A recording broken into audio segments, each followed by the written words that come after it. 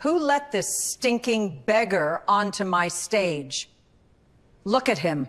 Victoria Sinclair's voice cut through the auditorium. 500 heads turned toward the boy standing in the side entrance. Ma'am, I'm here to sing. Sing? You can barely stand. Get out before you stain the floor. My mother is dying. She wanted me to sing. Then sing at her funeral. Tyler didn't move. Not here. His hand slipped into his pocket and closed around a hospital bracelet, still carrying the warmth of his mother's wrist. 500 people sat in silence. Some laughed, some looked away. Not one of them knew that in less than 4 minutes, every single person in that room would be on their feet, in tears. 12 hours earlier, Tyler Foster was standing in the kitchen of a house that smelled like rubbing alcohol and old wood. The sink dripped, the fridge hummed, and from the back bedroom, the sound of his mother coughing, wet, deep, the kind that rattled the walls. Grace Foster was 44 years old. She looked 70. Stage 4 lung cancer had taken her voice first, then her weight, then her ability to stand. The woman who once made 600 people weep at Mount Olive Baptist Church every Sunday morning could now barely whisper. Tyler had dropped out of community college 8 months ago, not because he wanted to, because someone had to be there when Grace couldn't breathe at 3 in the morning. Someone had to hold the bucket. Someone had to count the pills. His professors sent emails. Then they stopped. He worked 2 jobs, mornings at a gas station off Highway 49, evenings stocking shelves at Greenfield's Grocery. Minimum wage, both. Every dollar went to the same place, a stack of medical bills on the kitchen counter that had grown taller than the toaster. $84,000. That was what the hospital said Grace owed. Insurance had denied the claim twice. Tyler had sold the truck, sold his guitar, sold the living room furniture. The house was almost empty now, just beds, a table, and the machines keeping Grace alive. But Grace never talked about money. She talked about music. "You remember that song, baby?" she'd say, eyes closed, fingers tapping the bedsheet like piano keys. "The one I taught you on the porch?" Tyler remembered. He was 6. Summer. Fireflies in the yard. Grace sitting on the porch swing with her legs crossed, voice floating over the trees like something holy. She sang, "You Are My Sunshine," and made him repeat every line until he got the melody right. He kept cracking on the high notes. She kept laughing. "Your voice is going to be something special one day," she told him. "Don't you ever let anybody take it from you." He never sang in public after that. Not at school, not at church, not anywhere. He sang only for Grace, in the kitchen while washing dishes, in the hallway when she couldn't sleep, at her bedside when the pain got so bad she gripped his hand until her knuckles turned white. Nobody in Beaumont knew Tyler could sing. Nobody needed to. 3 days ago, Dolores Webb, the night nurse who came twice a week, pulled Tyler into the hallway. "Your mama might have 2 weeks," Dolores said. "Might have 2 days. Her lungs are filling up." Tyler didn't respond.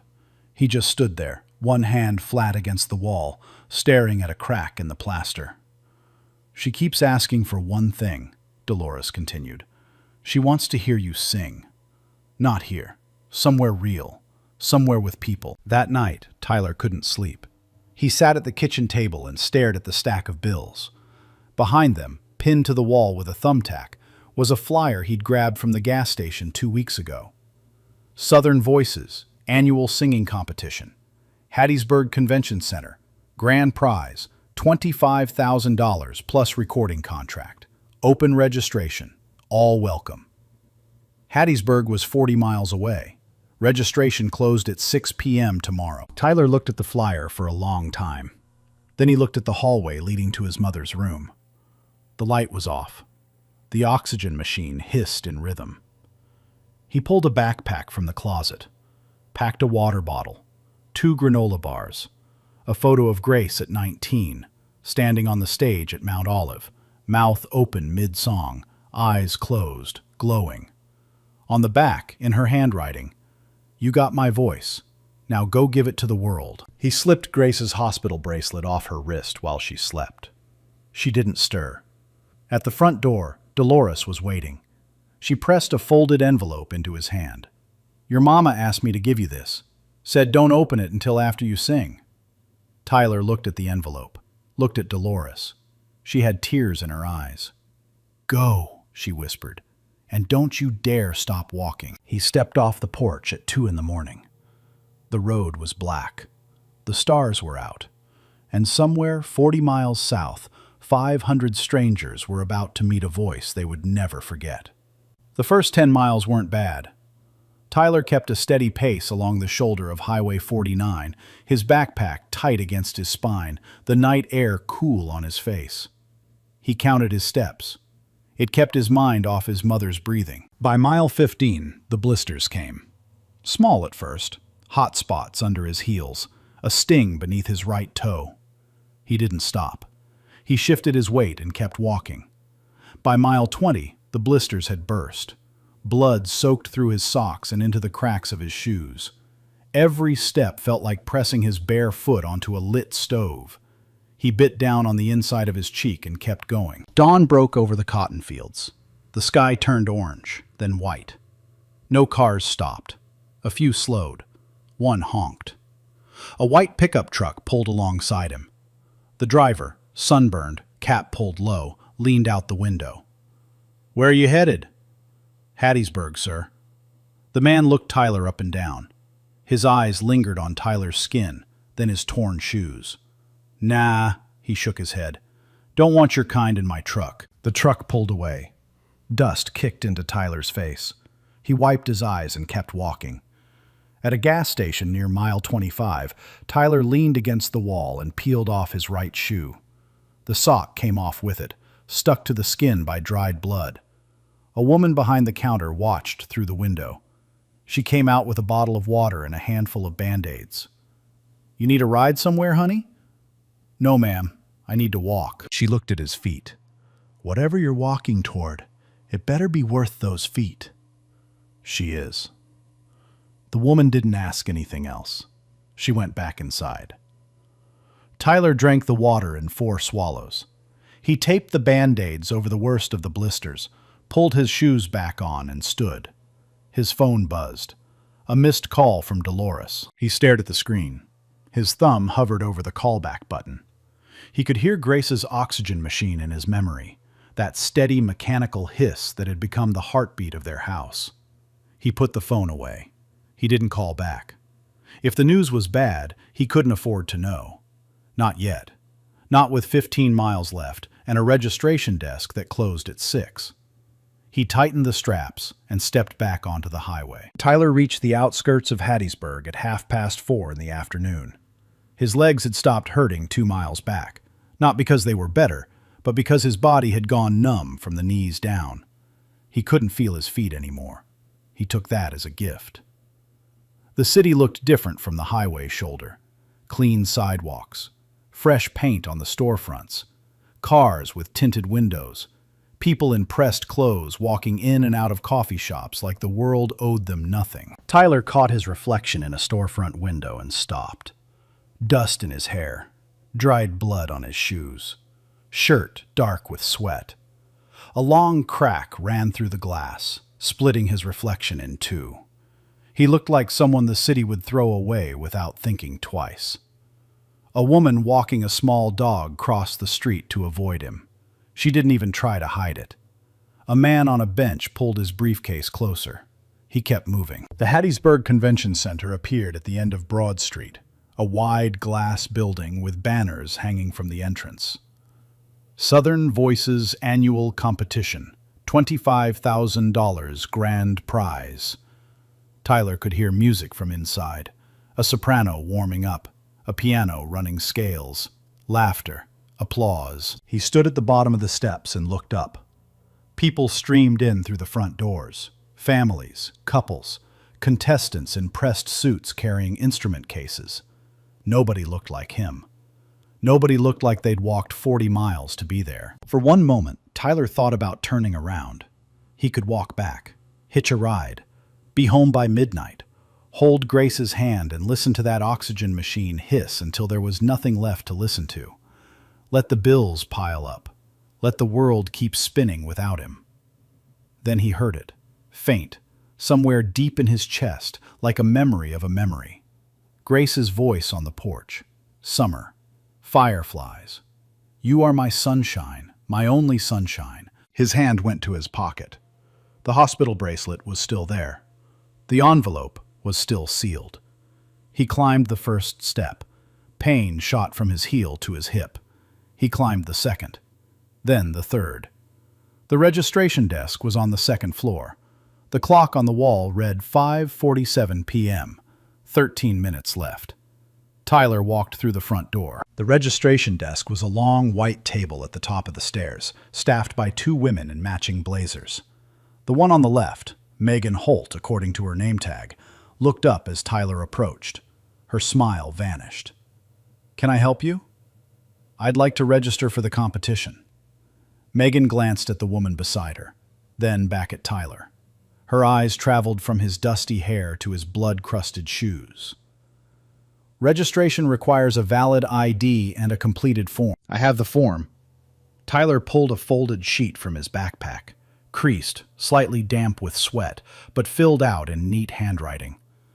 "I don't have my ID. I lost my wallet on the way here."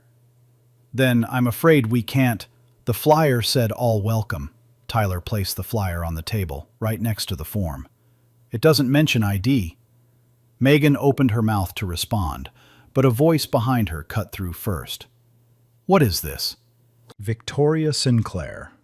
She appeared from behind a curtain like she owned the air in the room. White dress, pearl necklace, hair pinned so tight it pulled her eyebrows up. She looked at Tyler the way someone looks at a stain on new carpet. "He wants to register," Megan said quietly. "I can see that." Victoria's lip curled. "I can also smell it." A few people in line behind Tyler laughed.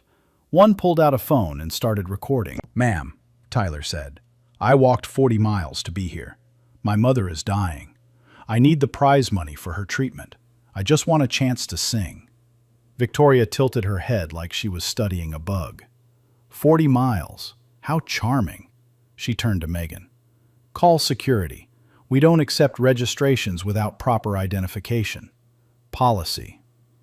"There is no such policy." The voice came from behind the curtain. A man stepped out, tall, silver-haired, reading glasses hanging from a chain around his neck. Professor Leonard Hayes, retired music teacher, 4th-year judge. "The rules state any resident of Mississippi may enter with a completed registration form," Hayes said, holding up a laminated sheet. "There's no ID requirement. Never has been." Victoria's eyes narrowed. "Leonard? Let the boy register. He made it here before the deadline. That's more than half the contestants in this building can say." Silence. Victoria looked at Hayes. Hayes looked back. The clock read 5:53 p.m. Victoria smiled, the kind of smile that has teeth but no warmth. "Fine. Give him the last slot." She turned to Tyler. "Contestant number 23. Don't expect to be here long." She walked away. Her heels clicked on the tile like a countdown. Megan stamped the form. "You're in. Good luck." Tyler took the slip with his contestant number and walked toward the backstage area. His hands were shaking. Not from fear, from the fact that his legs had been shaking for the last 6 hours, and he'd only just now let himself notice. The backstage hallway smelled like hairspray and nervous sweat. Contestants lined the walls, some pacing, some vocalizing, some sitting in chairs with their eyes closed. A woman in a sequined dress looked at Tyler and moved her bag off the seat beside her. Not to make room, to protect it. Tyler found the bathroom, locked the door, ran cold water over his hands and splashed it on his face. The mirror showed a boy who looked like he'd been through a war, bloodshot eyes, cracked lips, dirt in the creases of his neck. He reached into his backpack and pulled out the photo. Grace, at 19, on stage, mouth open mid-note, eyes closed, radiant. He turned it over, the handwriting on the back. "You got my voice. Now go give it to the world." He pressed his forehead against the mirror. took 3 breaths, walked out. The auditorium held 500 seats. Every one was full. Stage lights poured down like liquid white. A single microphone stood at center stage. 22 contestants had already performed. Some were good. A few were very good. The crowd had clapped politely, cheered occasionally, and checked their phones in between. Then the MC called the last name on the list. Contestant number 23, Tyler Foster. Tyler walked out from the wings. The spotlight found him immediately. Every speck of dust, every blood stain, every crease in his sweat-darkened shirt lit up for 500 strangers to see. The room went quiet. Not respectful quiet, the other kind. The kind where people elbow each other and whisper. Victoria sat in the front row, center seat, legs crossed, pen in hand. She leaned toward the judge beside her and said, loud enough for the first 3 rows to hear, "This should be over quickly." Someone in the 4th row snickered. A man in the 5th row nudged his wife and pointed at Tyler's shoes. Tyler reached the microphone. He didn't adjust it, didn't clear his throat, didn't introduce himself. He closed his eyes. For a moment, there was nothing. Just the hum of the stage lights and the faint rustle of 500 people waiting to be unimpressed. Then Tyler opened his mouth. The first note came out high, impossibly high, pure as glass, the kind of note that doesn't sound human. It hung in the air like it had always been there, waiting for someone to let it loose. The whispering stopped. Every phone lowered. Every smirk dissolved. The note dropped, slowly, deliberately, into a low, rich baritone that vibrated through the floorboards. People in the front row felt it in their chests. A woman in row 3 pressed her hand to her sternum like she'd been struck. Tyler sang, "You Are My Sunshine," but not the version anyone knew. He stripped it bare. No music, no accompaniment, just his voice, climbing, breaking, rebuilding. Each verse peeled back a layer. The melody shifted from sweet to aching to something that felt like grief given sound. His range was impossible. One moment a countertenor, angelic, soaring above the rafters. The next, a baritone so deep the chairs trembled. 4 octaves, seamless, like his throat held every voice his mother ever sang. By the second verse, the woman in row 3 was crying. By the bridge, a man near the aisle had taken off his glasses to wipe his eyes. 2 rows behind him, a teenage girl gripped her mother's arm with both hands. By the time Tyler reached the chorus, "Please don't take my sunshine away," half the auditorium had tears running down their faces. His voice cracked on the word "away." Not from weakness, not from exhaustion, from the raw, unguarded weight of singing his mother's song while she lay dying 40 miles north in a bed she might never leave. That crack did what perfection never could. It made every person in that room feel it. The standing ovation started in the back rows. A teenager in a hoodie stood first, then an old man with a cane, then a woman holding a toddler on her hip. It spread forward like a wave, row by row, seat by seat, until all 500 people were on their feet. The applause was deafening. Some people weren't clapping. They were just standing there, hands over their mouths, sobbing. Victoria didn't stand. She sat in her center seat, pen frozen above her scorecard, face white as the paper in front of her. Her jaw was tight. Her eyes were locked on Tyler. Not with admiration, with something colder. Backstage, Professor Hayes pulled out his phone and made a call. His hand was trembling. He turned away from the roar and spoke one sentence into the receiver. "You need to see this." The judges deliberated for 40 minutes. The audience waited. The energy in the room hadn't settled. People were still whispering about the boy in the dusty clothes who had just made 500 strangers cry. Behind the curtain, in a private room with a long table and bottled water nobody touched, Victoria Sinclair sat at the head. 4 other judges flanked her, 2 on each side.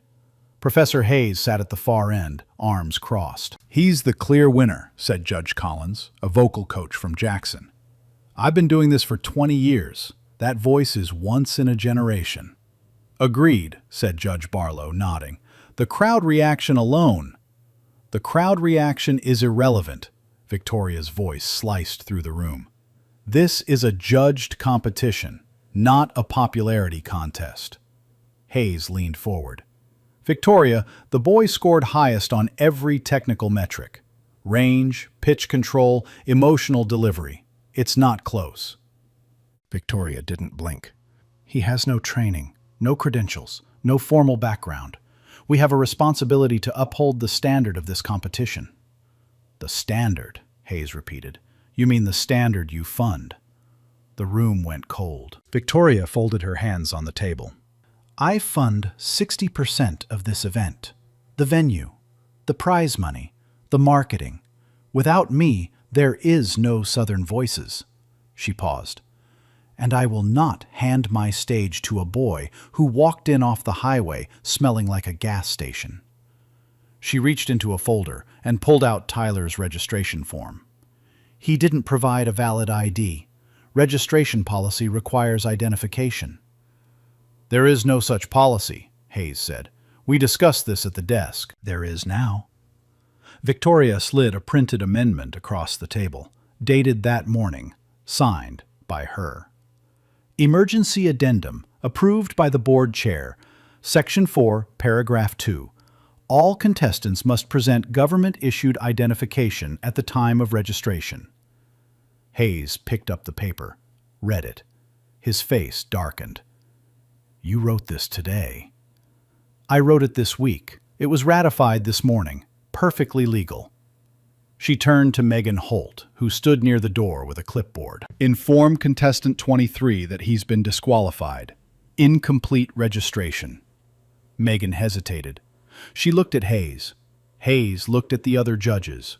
Collins stared at the table. Barlow studied his water bottle. Nobody spoke. Megan walked out. She found Tyler backstage, sitting on a folding chair with his mother's photo in his hands. He looked up when she approached. His eyes were calm, steady. I'm sorry, Megan said. Her voice was barely a whisper. You've been disqualified. Incomplete registration. They're saying you didn't provide an ID. Tyler looked at her for a long time. Then he looked at the photo. Then he nodded. Okay. He didn't argue, didn't shout, didn't cry. He stood, put the photo in his backpack, and walked toward the side exit. The audience saw him emerge from the wings.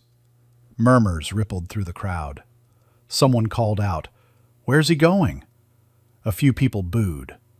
A woman stood up and yelled, "He won! Everybody knows he won!" Victoria appeared on the stage with a microphone, all composure and white teeth. Due to a registration irregularity, contestant 23 has been withdrawn from the competition. We thank him for his participation. The boos got louder. Someone shouted, "That's wrong!" Phones came out again.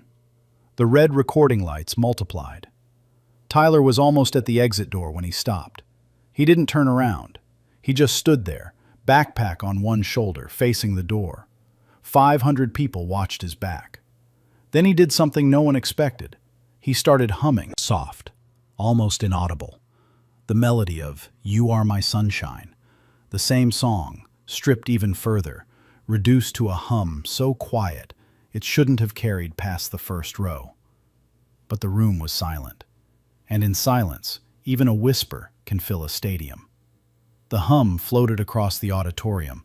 People stopped shouting, stopped moving. A child in the third row tugged her father's sleeve and whispered, "Daddy, he's singing again." Tyler hummed for 8 seconds. Then he pushed the door open and walked out into the evening air. The room erupted, not in applause, in outrage. And in the back row, a woman with a press badge and a professional camera lowered her lens and smiled. She had everything she needed. Within 90 minutes, Tyler Foster was everywhere. The clips hit social media like a brush fire. First, the performance. Shaky phone footage from a dozen angles. A dusty boy in bloody shoes making 500 people weep. Then the disqualification. Then the hum. That 8-second hum that became the most replayed moment on the internet that night. Hashtag Let Him Sing started trending in Hattiesburg. Within an hour, it was statewide. By midnight, it had crossed into Alabama, Louisiana, and Tennessee. That woman disqualified him because he's black. Say it. I've watched The Hum 14 times. I cry every single time. Who is this kid? Someone find him. Inside the convention center, the audience refused to leave. A chant started near the back and spread to every corner. Let him sing. Let him sing. Let him sing. Reverend James Mitchell, a broad-shouldered man in a gray suit who had driven from Beaumont that afternoon, rose from the 6th row and walked to the front of the stage. "I know this young man," he said, voice carrying without a microphone. "His name is Tyler Foster. His mother, Grace Foster, sang in my church for 20 years. She's lying in a hospital bed right now, fighting for her life. That boy walked 40 miles on bleeding feet to stand on this stage. And you threw him out because he didn't have an ID?" The room roared. Victoria watched from the wings, phone pressed to her ear, jaw tight. The board chair was on the other end. She could hear the panic in his voice. 15 minutes later, she returned to the stage. The smile was back, thinner now, sharper at the edges. After careful review, the board has decided to allow contestant 23 to return for the audience choice round. The crowd cheered, but not everyone. Professor Hayes stood backstage, arms crossed, watching Victoria through the curtain. He didn't clap. He knew what a calculated concession looked like, and he knew Victoria Sinclair never conceded anything without a backup plan.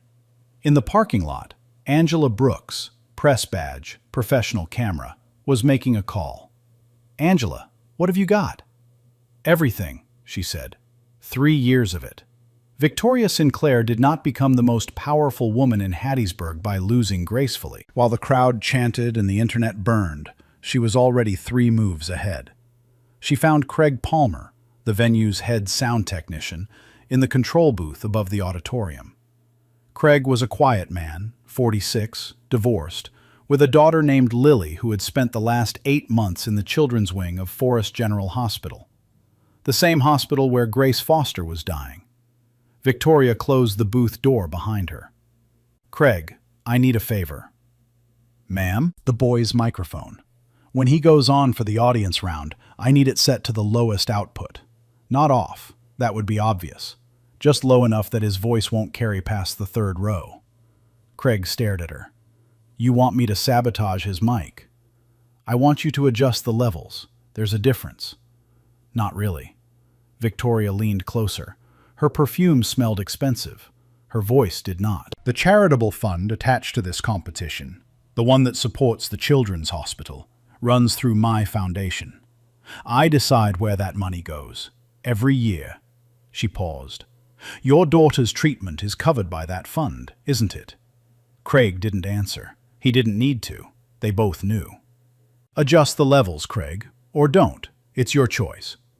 She left the booth without waiting for a response. Backstage, Victoria found Tyler sitting alone on a metal bench near the loading dock.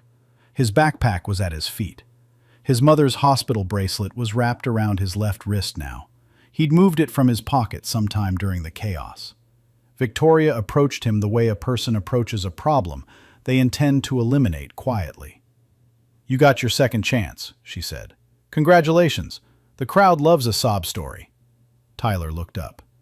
"Thank you for letting me back in." "Don't thank me. Thank the internet." She smoothed her dress and sat on the bench beside him, close enough that no one passing by would think it was anything but a friendly conversation. "Let me be honest with you, Tyler. You have a nice voice. But nice doesn't win. Not here." "I'm not trying to win, ma'am. I'm trying to pay for my mother's treatment." "And that's very touching. But here's what you don't know." Victoria lowered her voice. "The charitable fund tied to this competition supports the Children's Hospital. 40 beds, 16 of them occupied right now by children who can't afford to be anywhere else. If this competition turns into a scandal, if the press gets involved, if sponsors pull out, that fund dries up. Those children lose their beds." She let the words settle. "Your mother is a patient at that hospital, isn't she?" Tyler's jaw tightened. "So here's what I'm offering. Walk away. Withdraw voluntarily. I'll make sure your mother's bills are reduced. Quietly. No cameras. No drama. Everyone wins. Except me. You were never going to win, Tyler. Not really. Tyler stood. He walked to the edge of the loading dock and looked out at the parking lot. Cars, streetlights, a sky turning purple at the edges. His phone buzzed. Dolores. He answered this time. Tyler. Dolores's voice was tight. Your mom has been moved to the ICU. Her lungs are failing. She's awake, but... A pause. She wants to talk to you. Silence. Then a sound so faint it barely came through the speaker. A breath, a whisper, a voice that used to fill churches. Baby? Mama. Did you make it? I made it. Are you going to sing? Tyler closed his eyes. Victoria's words were still in his head. 40 beds, 16 children, the fund, the hospital, his mother's bills. The weight of it pressed down on his chest like a hand. They're trying to make me leave, Mama. Silence on the line. Then Grace's voice, thin as paper, steady as stone. Sing, baby. Sing like the whole world is listening. The call ended. Tyler stood on the loading dock for a full minute, phone in one hand, hospital bracelet on the other wrist, the evening air cooling the sweat on his neck. Then he walked back inside. In the sound booth, Craig Palmer sat with his hands on the mixing board. He'd pulled up Tyler's channel. The slider was at 30%. All he had to do was leave it there. His phone screen showed a photo of Lily, 6 years old, no hair, smiling in a hospital gown. Craig stared at the photo. Then he stared at the slider. He pushed it to 100. Professor Hayes was waiting for Tyler at the end of the backstage hallway. He wasn't alone. Angela Brooks stood beside him. Medium height, sharp eyes, a press badge clipped to her jacket, and a camera bag over her shoulder. She looked like someone who hadn't slept much in the last 3 months and didn't care. Tyler, this is Angela, Hayes said. She's an investigative journalist with the Hattiesburg American. She's been looking into this competition for a long time. Angela extended her hand. Tyler shook it. Her grip was firm. Her voice was direct. I've been documenting Victoria Sinclair's involvement with Southern Voices for 3 years, Angela said. Every year, the same pattern. Black contestants score significantly lower on her scorecard than on anyone else's. She drags their averages down just enough to knock them out of the top 3. Every year, the prize goes to someone connected to her social circle. She opened a folder and laid 3 sheets of paper on a road case between them. Score sheets. Photocopied, highlighted in yellow and red. 2 years ago, a singer named Darnell Watts had the highest combined score from 4 judges. Victoria gave him a 2 out of 10. He finished 4th. The winner was the daughter of Victoria's golf partner. Last year, Angela continued, a gospel group from Meridian scored 9s across the board. Victoria gave them a 3. She wrote, "lacks sophistication," in the comments. The group that won had rehearsed at Victoria's country club. Tyler looked at the score sheets. He didn't speak. Tonight, she fabricated an ID policy to disqualify you, Angela said. I have a copy of the original competition bylaws and the amendment she created this morning. The amendment was never voted on by the full board. She had the board chair sign it over the phone. Hayes put his hand on Tyler's shoulder. This isn't just about you, son. She's been doing this to people like you for years, and she's been getting away with it because nobody had the proof. Now we do, Angela said. But I need you to go back out there and sing. If you withdraw, this story dies. Victoria frames it as a registration error. The press moves on, and next year she does it again. Tyler looked at the floor. His feet throbbed inside his shoes. His mother's bracelet pressed against his wrist bone. There's something else, Hayes said. He reached into his jacket and pulled out his phone. The call I made during your first performance. It was to Eleanor Reed. She's a talent scout based in Nashville. She works with Belmont University's music program. She watched your performance through a live stream link I sent her. What did she say? Tyler asked. Hayes smiled for the first time all night. She said she's never heard anything like it. Tyler nodded slowly. He looked at Angela's folder, at Hayes's phone, at the hallway leading back to the stage. What do I need to do? Just sing, Angela said. I'll handle the rest. At that moment, Craig Palmer appeared at the end of the hallway. He walked toward them with his hands in his pockets, eyes on the floor, like a man carrying something heavy he was about to set down. I'm not touching his mic, Craig said. She asked me to cut it to 30%. I set it to full. He looked at Tyler. My daughter Lily is in the children's wing at Forest General, same hospital as your mom. Victoria holds that fund over my head every year. His voice cracked. I'm done. Angela pulled out a recorder. Can I quote you? Craig nodded. Quote all of it. The pieces were falling into place. Hayes had the connections. Angela had the evidence. Craig had the testimony. And somewhere out in the auditorium, 500 people and 200,000 live stream viewers were waiting for one thing. Backstage, Dolores Webb propped a tablet on Grace's hospital bed and connected to the live stream. Grace's eyes were half closed. The oxygen mask fogged and cleared with each shallow breath. But when Dolores whispered, "He's about to sing again," Grace's fingers curled around the bedsheet, the way they used to curl around the hymnal at Mount Olive. In the front rows, Reverend Mitchell had gathered reinforcements. Church members, neighbors from Beaumont, people who had driven 40 miles when they saw the videos, the same 40 miles Tyler had walked. The MC stepped to the microphone. Ladies and gentlemen, the audience choice round. Tyler walked onto the stage for the second time that night. But this time, everything was different. The auditorium was no longer a room full of strangers. It was a room full of people who had watched him get humiliated, disqualified, and dragged through the mud, and who had chosen to stay.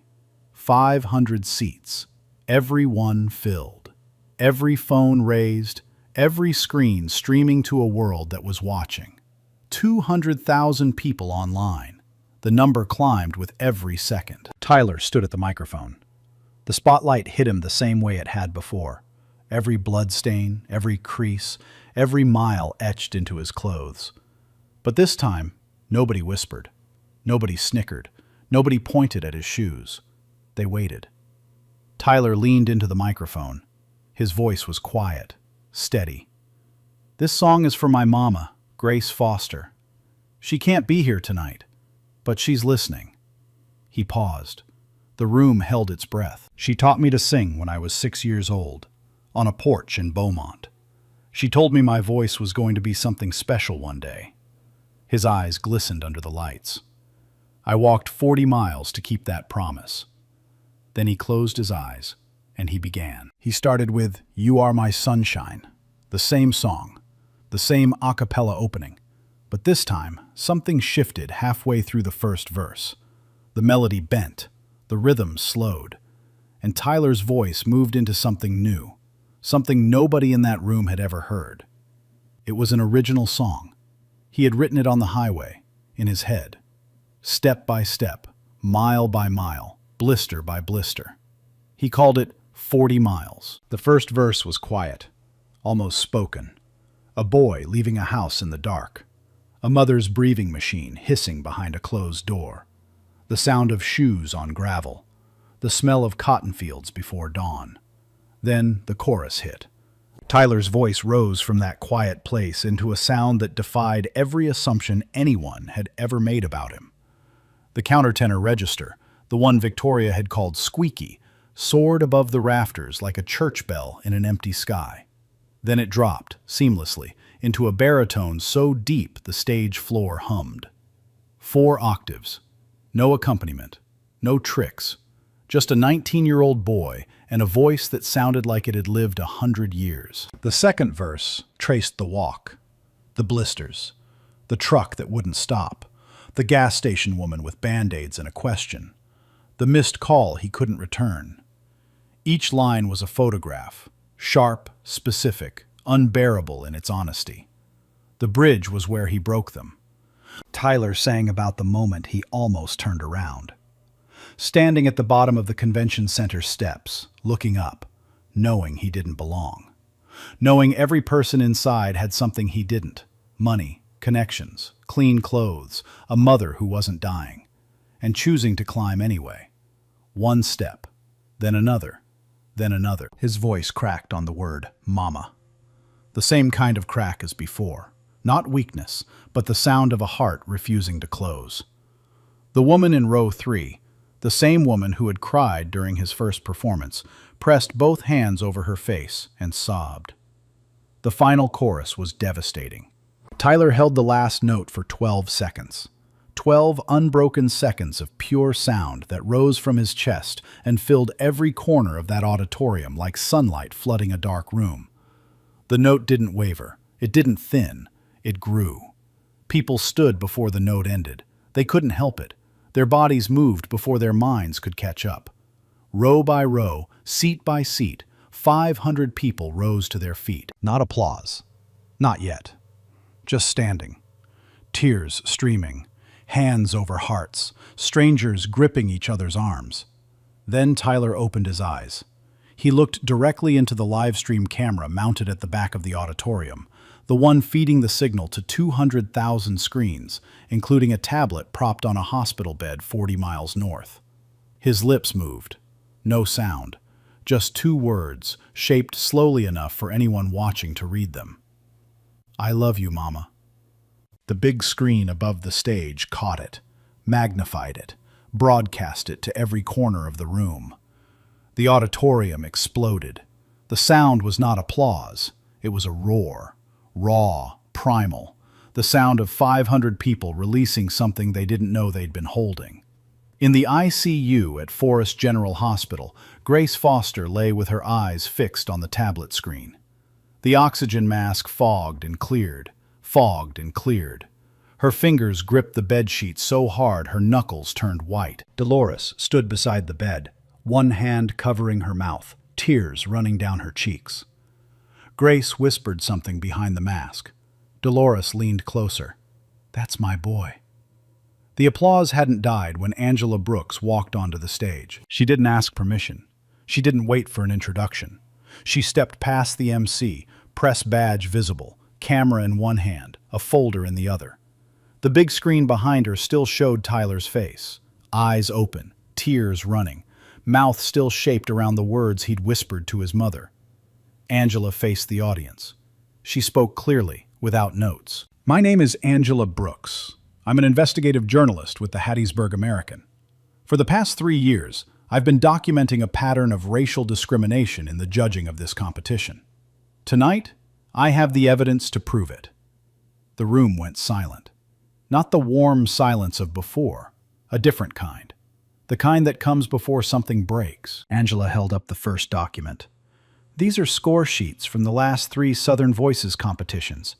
In each one, Victoria Sinclair, the lead sponsor and self-appointed head judge, gave black contestants scores dramatically lower than every other judge on the panel. The sheets appeared on the big screen. Rows of numbers, highlighted discrepancies, names circled in red. 2 years ago, Darnell Watts received a combined average of 9.2 from 4 judges. Victoria gave him a 2. He finished 4th. The winner was the daughter of Victoria's golf partner. Murmurs rippled through the crowd. Last year, a gospel group from Meridian scored 9s across the board. Victoria gave them a 3. She wrote, lacks sophistication in the notes. The murmurs became voices. The voices became shouts. Angela held up a second document. Tonight, Victoria fabricated a registration amendment requiring government-issued ID, a rule that has never existed in this competition's history. She had the board chair sign it over the phone this morning. The purpose was singular, to disqualify Tyler Foster. She turned to the wings, where Victoria stood behind the curtain. The camera followed. And 45 minutes ago, Victoria Sinclair instructed the venue's sound technician, Craig Palmer, to reduce Tyler's microphone output during the audience choice round, ensuring his voice would not carry past the 3rd row. Angela pressed play on a recording. Craig's voice filled the auditorium, thin and tinny through the speakers, but unmistakable. She asked me to cut it to 30%. Then Angela's voice on the recording. Who asked you? Victoria Sinclair. The room erupted. People were on their feet again, not in admiration this time, but in fury. Someone shouted Victoria's name. Another screamed, "Throw her out!"